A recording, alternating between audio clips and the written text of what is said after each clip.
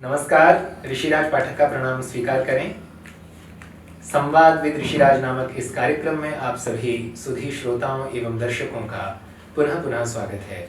आज मेरे साथ उपस्थित हैं वैदिक जगत के सुप्रतिष्ठित विद्वान, सामवेद के आचार्य, वेद रत्नाकर, वेद पंडित तथा विद्वत भूषण आदि सम्मानों से समलंकृत आचार्य श्री विजय कुमार शर्मा जी।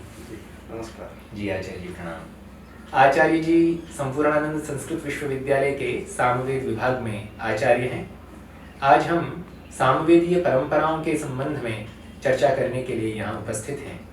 तो सबसे पहला मेरा प्रश्न है कि जैसा भारतीय वैदिक परंपरा श्रुति परंपरा पर आधारित रही है, गुरुमुख परंपरा के माध्यम से वेदों का अध्ययन अध्यापन होता रहा है, इसी क्रम में भिन्न भिन्न शाखाओं का भी उद्भव एवं विकास हुआ और शाखाओं की चर्चा करते हुए पतंजलि जी ने, जो महाभाष्य के प्रणेता हैं, उन्होंने सहस्रवर्त्मा सामवेदः कहकर सामवेद की 1000 शाखाओं का उल्लेख किया।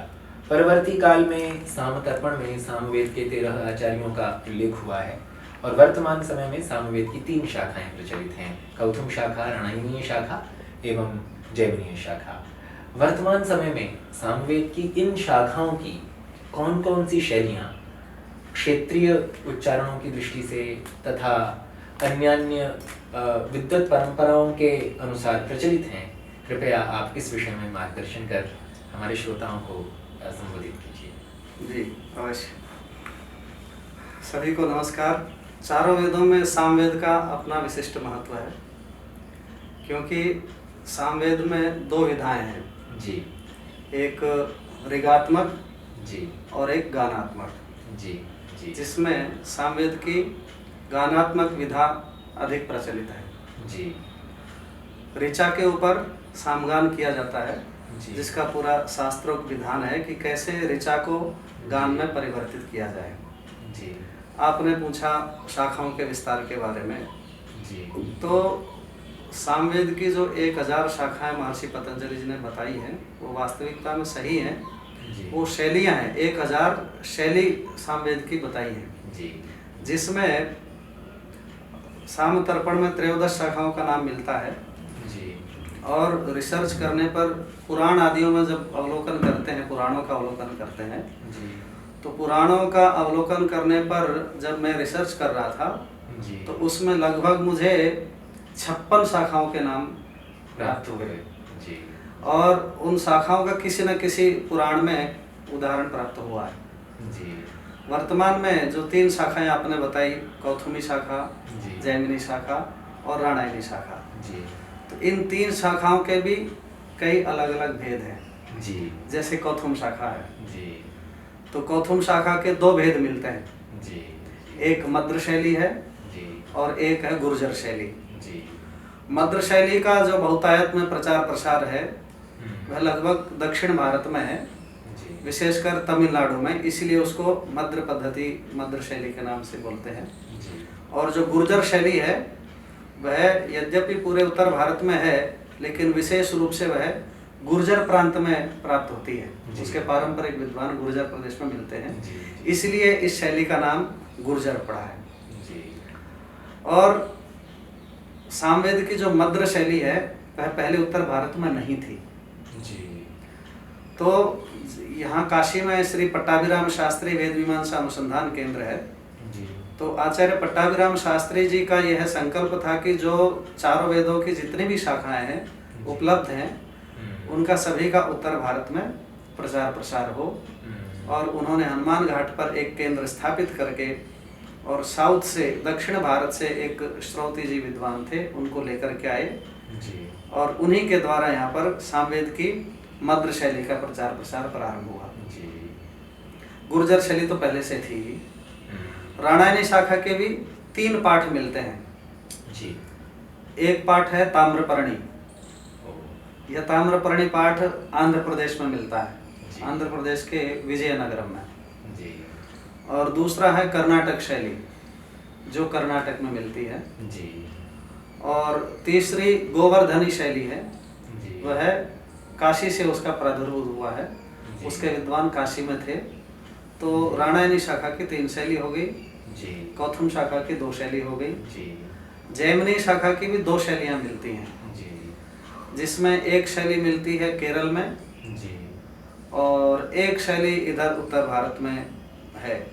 इस प्रकार से वर्तमान में सामवेद की जो 3 शाखाएं हैं, जी, इन 3 शाखाओं की 7 शैलियाँ वर्तमान में उपलब्ध हैं जी, और 7 शाखाओं का ही प्रचार प्रसार हो रहा है। केवल जैमिनी शाखा का प्रचार प्रसार उत्तर भारत में भी होता है तो नहीं हो पाया है, बाकी सभी का हुआ है। जी, तो ये वर्तमान में जो अध्ययन अध्यापन क्रम चल रहा है, सामवेद की 1000 शाखाओं में से जो 56 नाम उपलब्ध होते हैं, उन 56 नामों में से 3 शाखाओं की 7 शैलियों का अध्ययन अध्यापन अभी चल रहा है, प्रचलित है। क्या हमारे पास उत्तर भारतीय लिपि में लिखे हुए सामवेद के ग्रंथ थे, अथवा हमें दक्षिण भारतीय लिपि में लिखे गए सामवेदीय ग्रंथों का उत्तर भारतीय लिपि में लिप्यंतरण करना पड़ा होगा?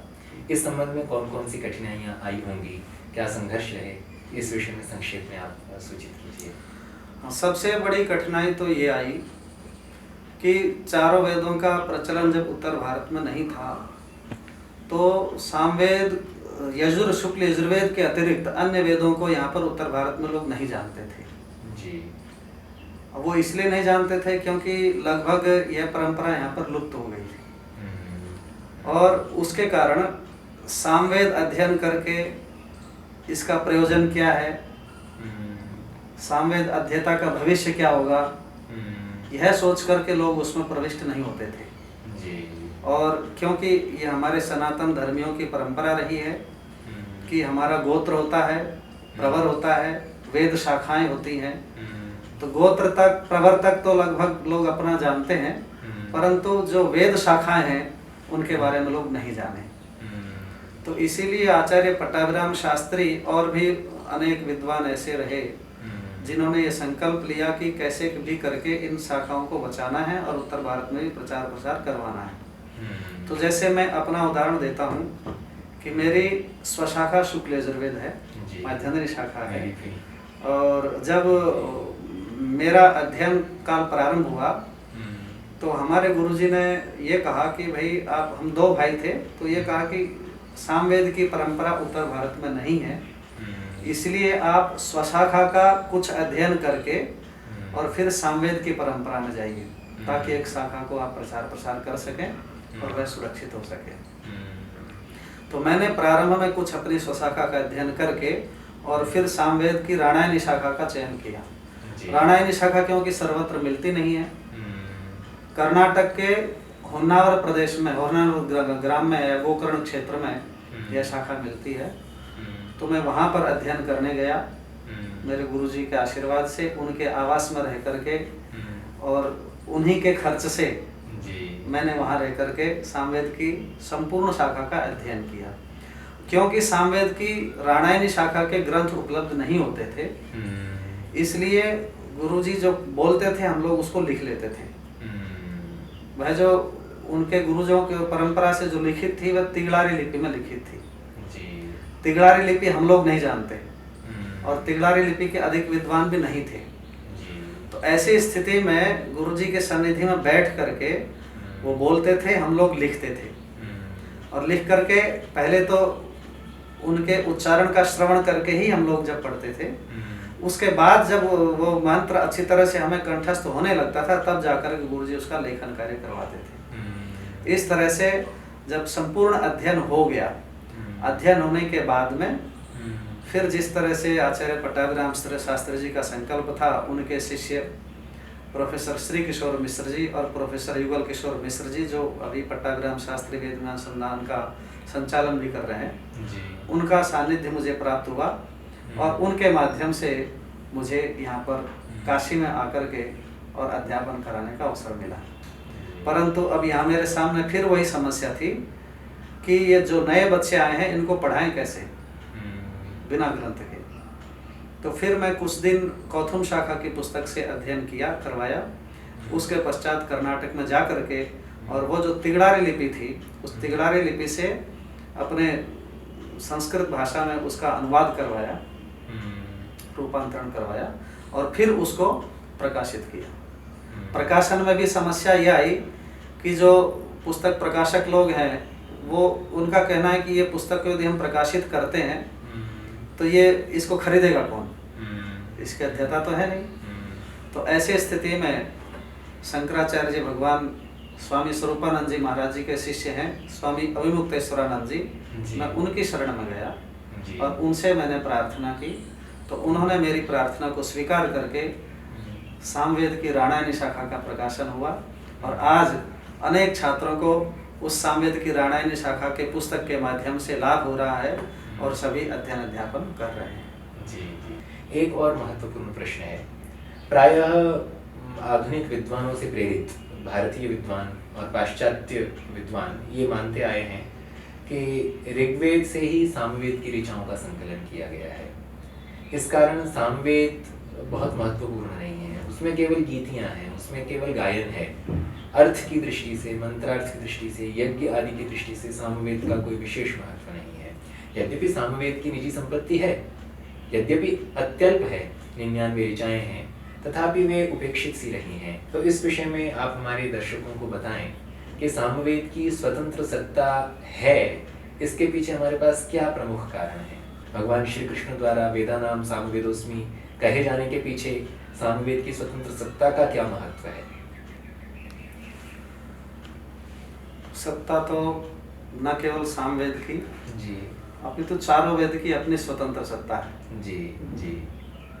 और लोग तो वेदत्रयी कहने से केवल 3 वेदों को ही मानते हैं जी, लेकिन क्योंकि ज्ञान कांड, कर्म कांड और उपासना कांड, चारों वेदों में ये 3 विधाएं निहित हैं, इसलिए इसको वेदत्रयी कहा गया है। इसका मतलब ये नहीं है कि वेद 3 ही होते हैं, वेद तो 4 ही हैं और चारों वेदों की स्वतंत्र सत्ता है, क्योंकि चारों वेदों में 3 विधाएं प्रतिपादित हैं, इसलिए इसको वेदत्रयी कहा गया है। अब उपासना कांड जो है वह है सामवेद जी। उपासना की जितनी भी शैलियां हैं, उपासना की जितनी भी पद्धतियां हैं, संगीत की जितनी भी शैलियां हैं, संपूर्ण भारतवर्ष में जितनी भी शैलियां हैं, उन सबका उद्भव स्थल है सामवेद। यदि ऐसा कहते हैं कि सामवेद तो ऋग्वेद से ही निकला है इसलिए इसकी स्वतंत्र सत्ता नहीं है, तो जो संगीत का उद्भव स्थान बताया वह तो सामवेद को बताया है, ऋग्वेद को तो नहीं बताया। बिल्कुल नहीं। तो फिर वो कैसे कह सकते हैं कि सामवेद ऋग्वेद से निकला है, उसकी स्वतंत्र सत्ता नहीं है।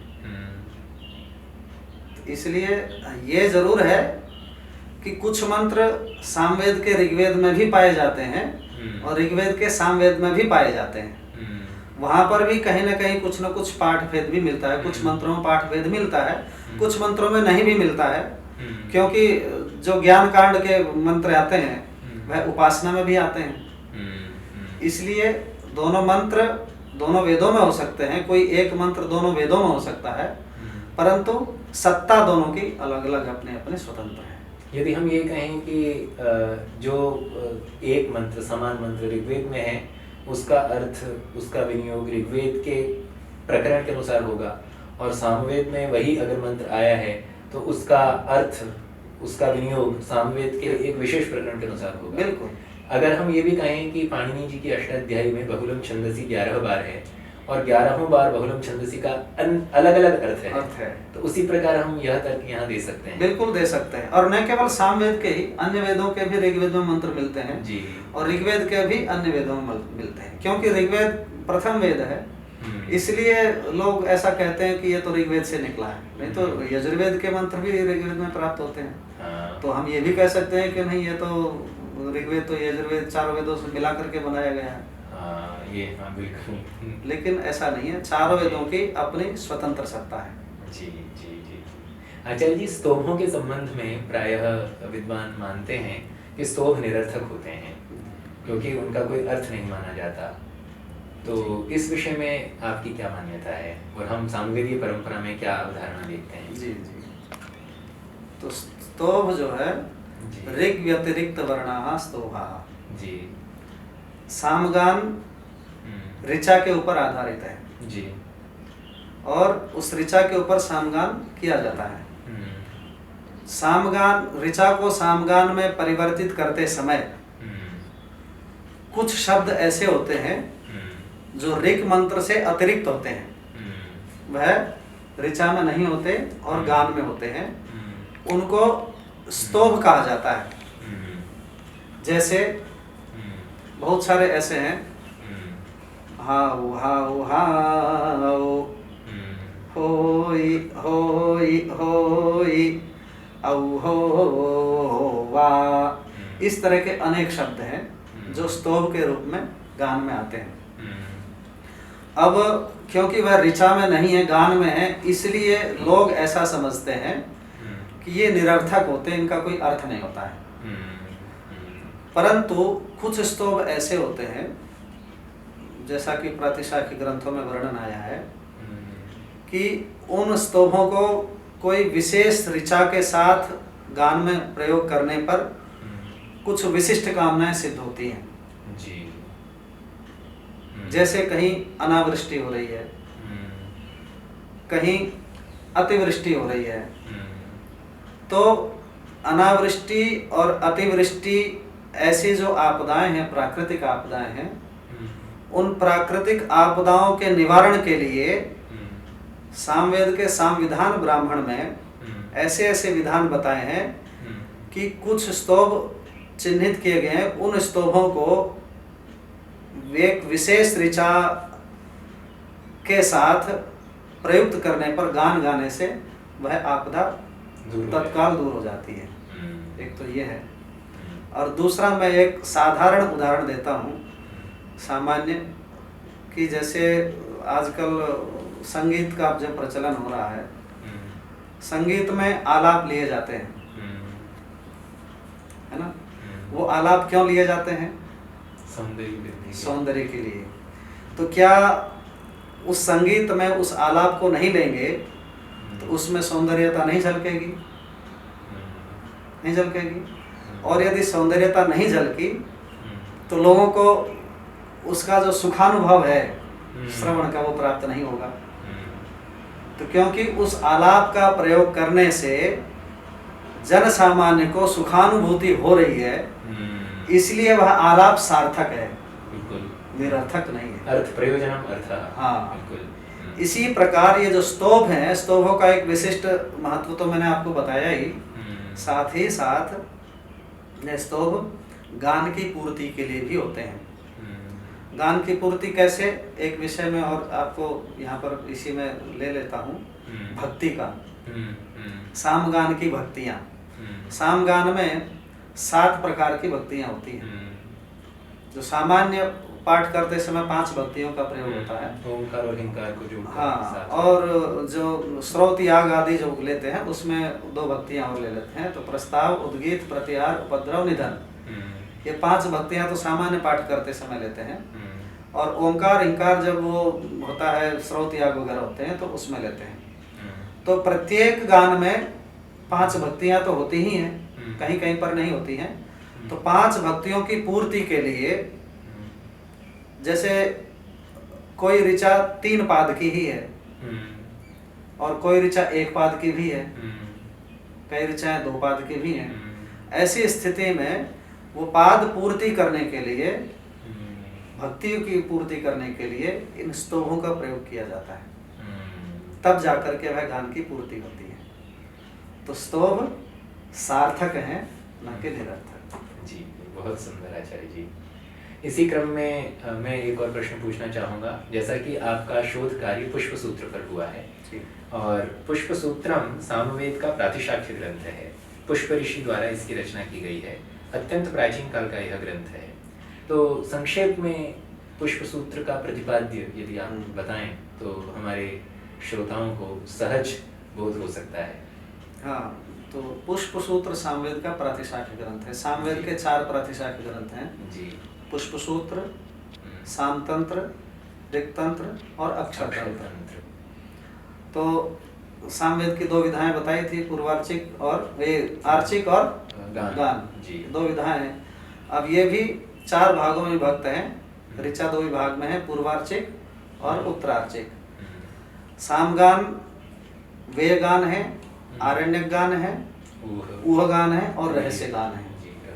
तो इन सभी का के स्वर संचालन की विधियां या ऋचा से गान में परिवर्तित होने की विधियां ये प्रातिशाख्यों में बताई गई हैं। ऋक तंत्र में ऋचा से संबंधित जो विधियां हैं वो बताई गई हैं। साम तंत्र में जो वेय गान है उनसे संबंधित विधियां बताई गई हैं।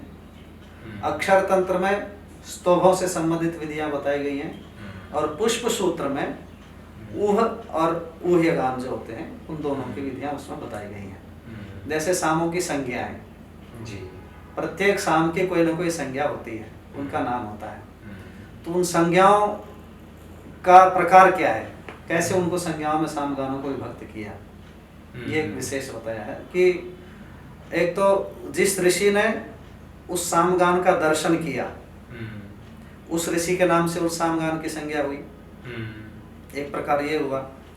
दूसरा प्रकार जिस ऋषि ने उस सामगान से साधना की और साधना करके कोई विशिष्ट फल की प्राप्ति की समाज के लिए, उनके नाम से एक साम संज्ञा हुई। तीसरा ऋचा का जो प्रथम पद है उसी के आधार पर वह गान का प्रथम पद रहा, इसलिए उसकी संज्ञा हुई।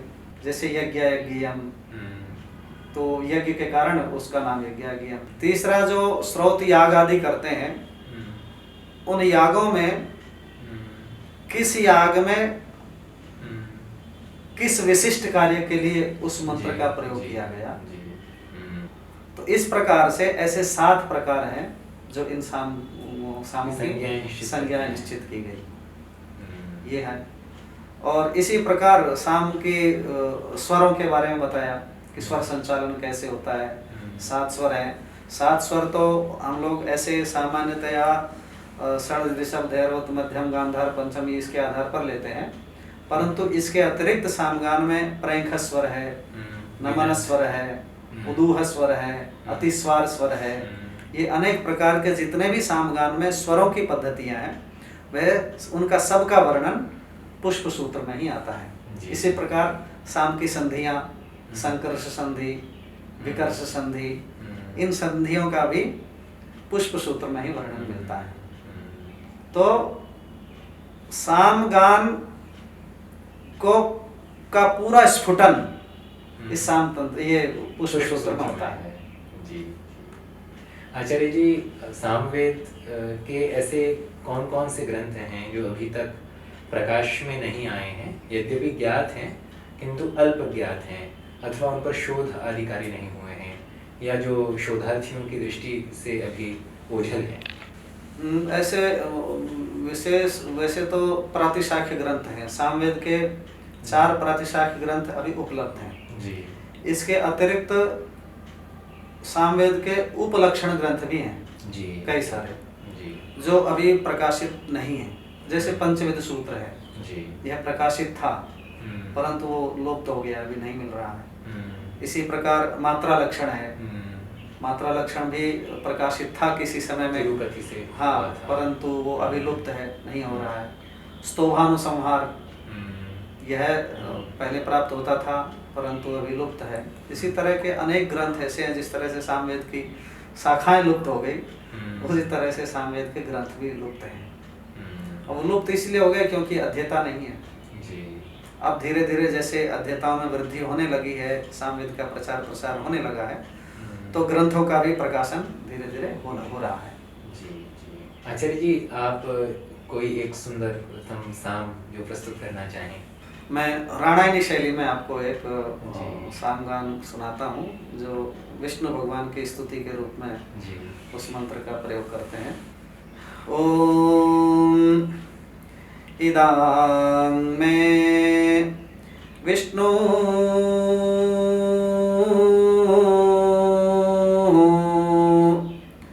विचाक्रा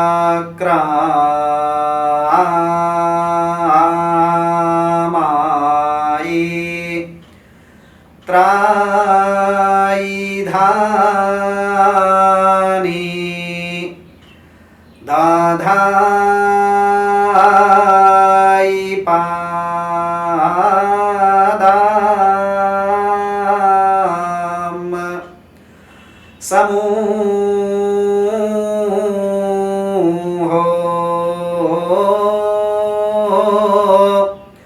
धामा स्यापा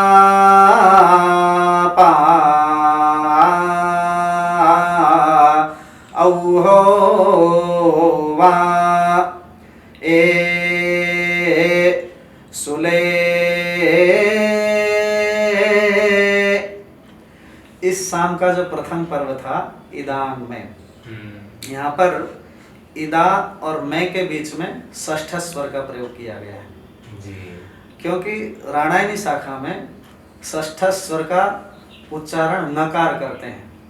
अच्छा जी। यदि कौथुम शाखा वाला बोलेंगे तो वहां पर इदा में, और मैंने जो उच्चारण किया है वो इदांग में नकार का उच्चारण लिया है। राणायनी शाखा में षष्ठ स्वर का उच्चारण होता है नकार। यह जो सामगान था यह वेयगान में आता है जी। वेयगान, आरण्यक गान, उहगान और ऊह्यगान। उहगान और ऊह्यगान की प्रकृति लगभग एक ही है और वेयगान और ऊह्यगान की प्रकृति भिन्न भिन्न है। उहगान में योनि मंत्र एक वेयगान का होता है और दो मंत्र स्वतंत्र होते हैं। वहां पर यदि समानता है तो केवल स्वर की। ऋचा जो वेयगान की होगी, जो पूर्वार्चिक की होगी वही रहेगी। अन्य दो ऋचाएं होती हैं, उनके अक्षर अलग होते हैं, शब्द अलग होते हैं, परंतु स्वर एक ही होता है जी। सामगान से संगीत का उद्भव कैसे हुआ जी। इसके शास्त्रीय संगीत के प्रमाण तो बहुत सारे हैं, लेकिन मैं एक सामान्य उदाहरण आपके सामने प्रस्तुत करता हूँ जो सबको सरलता से समझ में आएगा जी। कि कैसे सामगान से संगीत का उद्भव होता है जी। जैसे हम लोग आरतियां गाते हैं जी। कोई भी आरती गाइए। ओम जय जगदीश हरे जी। ओम जय लक्ष्मी रमणा, या और कोई भी ओम जय अम्बे गौरी। इन सभी आरतियों में आप देखिए स्वर एक ही है। यदि बदलाव है तो किसमें? शब्द में, शब्दों में, अक्षर में। स्वर एक ही है। इसी प्रकार सामवेद में जो वेयगान है उसमें एक ऋचा पर एक साम बनता है और वह एक मंत्र कहलाता है। उत्तरार्चिक में जाने पर वही तीन ऋचाओं का एक मंत्र होता है जिसे त्रिच कहते हैं, और उन तीन ऋचाओं पर एक सामगान आधारित होता है। वहां पर समानता है तो ये कि उत्तरार्चिक में एक ऋचा पूर्वार्चिक की होगी और दो ऋचाएं स्वतंत्र उत्तरार्चिक की होंगी, परंतु स्वर सब में तीनों में एक जैसे ही होंगे, केवल शब्द बदलेंगे। तो जिस प्रकार से इन आरतियों में केवल शब्द बदले हैं, स्वर समान ही हैं, तो सामगान में क्योंकि वह परंपरा प्राचीन है इसलिए सामगान से ही यह परंपरा आई है। जैसे आरतियों मैंने आपको गा के सुनाई थी, अब मैं मंत्र सुनाता हूँ। पूर्वार्ची का एक मंत्र है। उच्चाते जात मंधसो दिवि सद्भूम्या ददे उग्रं शर्म महिश्रवः। यह पूर्वार्ची का है। अब इसके साथ में उत्तरार्ची की दो ऋचा लगेंगी।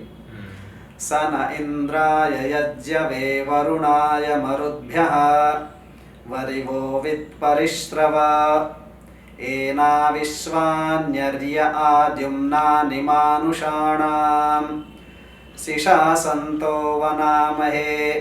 ये तीन ऋचाएं हो गई, तीनों में स्वर समान है और अक्षर भी अक्षर अलग अलग हैं। अब इसको जब सामगान में परिणत करेंगे तो कैसे गाएंगे? उच्चाताय जात मंधसाः दीवाय साद्भूम्या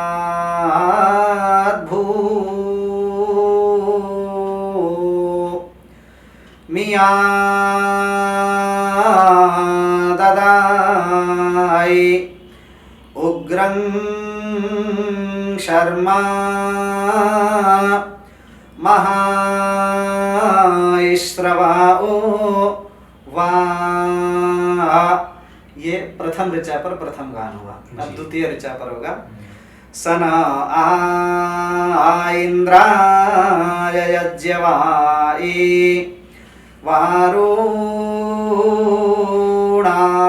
वारुणाया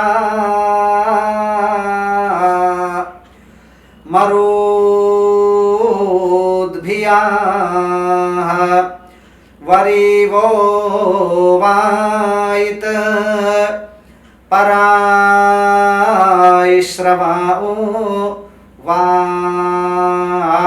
यह दूसरी ऋचा थी। अब तीसरी ऋचा है एना वाइश्वानि अर्या द्युम्ना नाइमा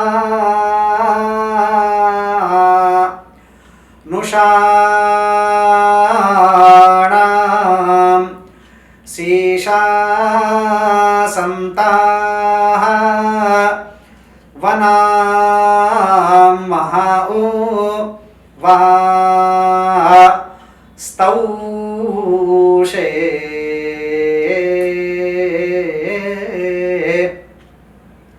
यह उन आरतियों का उद्भव स्थान है।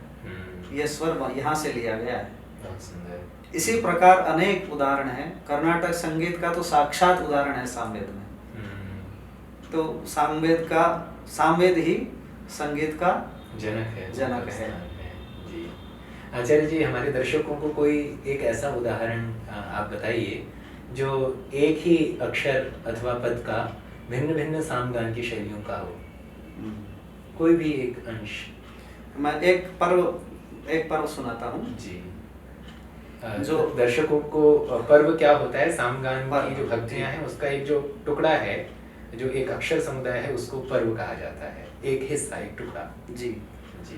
तो एक स्तोभ आता है जिसको यदि कौथुम शाखा में बोलेंगे, हम कौथुम शाखा से प्रारंभ करते हैं। कौथुम शाखा की मध्य पद्धति में उसको कैसे बोलेंगे? हाओ हाओ हाओ। यदि यह द्वितीय स्वर में उच्चारण है इसका, और इसी को जब कौथुम शाखा की ही गुर्जर शैली में बोलेंगे तो उसको बोलेंगे हाउ हाउ हाउ। ये गुर्जर शैली में बोलते हैं। इसी को जब राणायणी शाखा की कर्नाटक शैली में बोलेंगे, जो मेरी शैली है, थोड़ी सी कौथुम शाखा से थोड़ी सी मिलती है, बाकी है भिन्न ही। हाओ हाओ हाओ। ये सामवेद की राणायणी शाखा कर्नाटक शैली में आती है। और एक गोवर्धनी में आती है। गोवर्धनी वाले